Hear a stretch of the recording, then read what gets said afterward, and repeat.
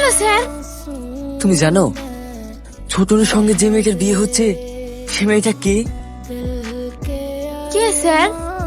ওটা আমার গার্লফ্রেন্ড। হ্যাঁ?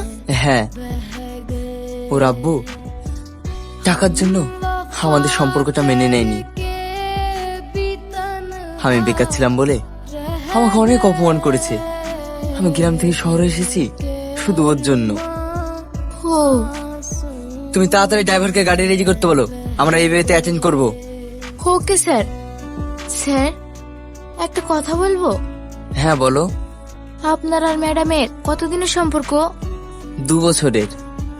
তাহলে আপনাকে না জানিয়ে উনি বিয়ে করছেন কেন? জানি না, হয়তো ওর আব্বু জোর করে বিয়ে দিয়ে দিচ্ছে। ও ড্রাইভার। হ্যাঁ স্যার, তাড়াতাড়ি চলো। Okay sir.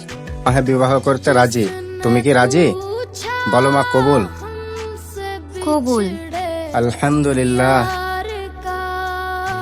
কবুল। শাবনূর।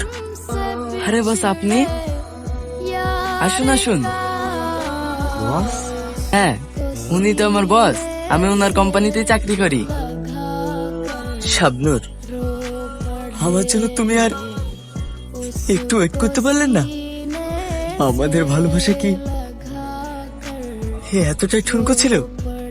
তোমার আব্বু তো টাকার জন্য আমাদের সম্পর্কটা মানছিল না।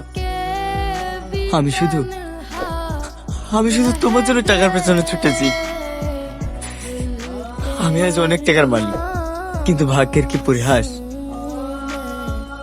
আমি আজও তোমাকে পেলাম না। বাই দেবে।